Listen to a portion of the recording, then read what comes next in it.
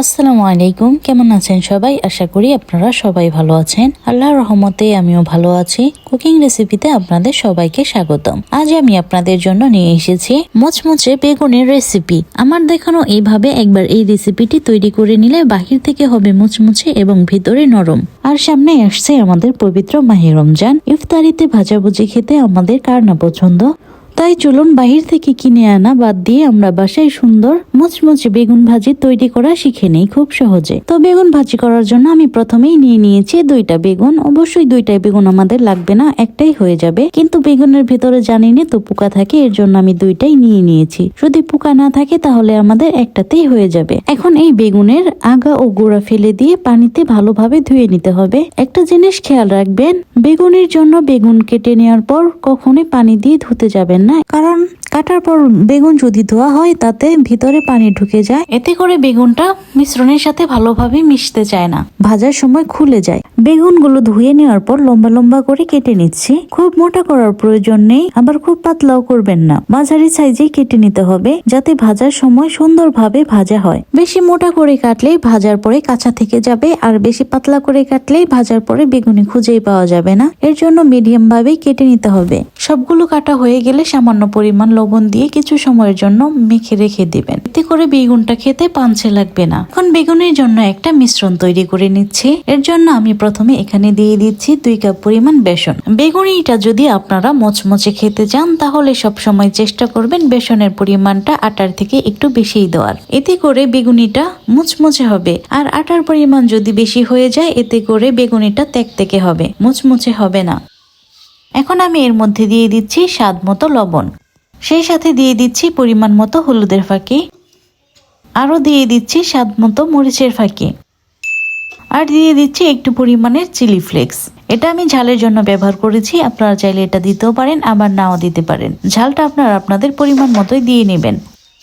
আর এর মধ্যে দিয়ে দিচ্ছি পরিমাণ মতো বেকিং সোডা, এতে করে বেগুনিটা সুন্দরভাবে ফুলে উঠবে। এখন নেড়ে চেড়ে সমস্ত উপকরণগুলো ভালোভাবে আটা ও বেসনের সাথে মিশিয়ে নিচ্ছি।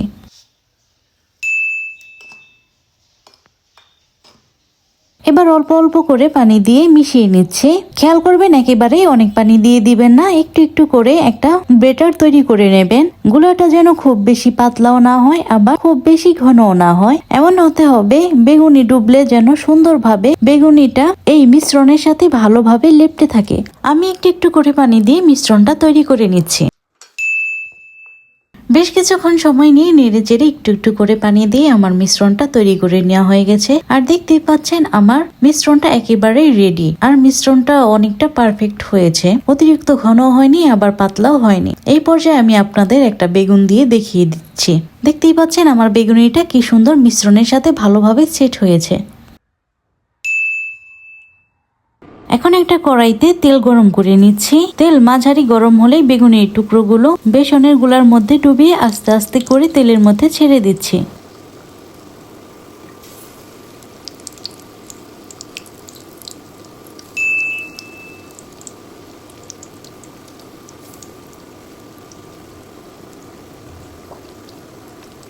তেলে ছেড়ে দেওয়ার একটু পরেই দেখতে পাচ্ছেন আমার বেগুনগুলো কত সুন্দর ফুলে উঠেছে। এই পর্যায়ে চুলার আঁচটা মাঝারি রাখবেন, খুব বেশি জোরে আঁচ দিলে বাহির থেকেই পুড়ে যাবে কিন্তু ভেতরটা কাঁচা থেকে যাবে। তাই ধীরে ধীরে উল্টে পাল্টে 2 পাশে সোনালি করে ভেজে নিতে হবে।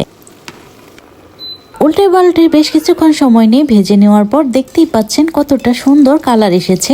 এই সোনালি রংটাই বলে দিচ্ছে বেগুনিটা একদম পারফেক্ট হয়েছে। এই পর্যায়ে এক এক করে আমি বেগুনিগুলো তুলে নিচ্ছি। বেগুনিগুলো ঠান্ডা হয়ে আসলে এই পর্যায়ে আমি একটা ভেঙে দেখিয়ে দিচ্ছি আমার বেগুনিটা কতটা সুন্দর, বাইরে মুচমুচে এবং ভিতরটা একেবারে পারফেক্ট হয়েছে। এখন এটা গরম গরম ঝাল ঝাল চাটনি কিংবা সসের সাথে খেতে খুব অসাধারণ লাগে। আর সামনেই আসছে রমজান মাস, ইফতারে তো এই বেগুনিটা একেবারে জমেই যাবে। অবশ্যই আপনারা বাসায় একদিন ট্রাই করে দেখবেন, আশা করি এই বেগুনিটি আপনাদের কাছে অনেক মজার লাগবে। এভাবে একবার বাসায় এই বেগুনিটি তৈরি করে নিলে বাহির থেকে আর কিনেই খেতে চাইবেন না। আজকের ভিডিওটি এই পর্যন্তই ছিল। আপনাদের কাছে যদি আমার এই ভিডিওটি ভালো লেগে থাকে অবশ্যই লাইক এবং কমেন্ট করে আপনাদের মতামতটি জানাবেন। এরকমই নতুন নতুন রেসিপি পেতে আমার চ্যানেলটি অবশ্যই সাবস্ক্রাইব করে আমার পাশেই থাকবেন। আজকের এই ভিডিওটি যারা শেষ পর্যন্ত দেখেছেন তাদেরকে অসংখ্য ধন্যবাদ। দেখা হবে আবার কোনো নতুন ভিডিও নিয়ে। আল্লাহ হাফেজ।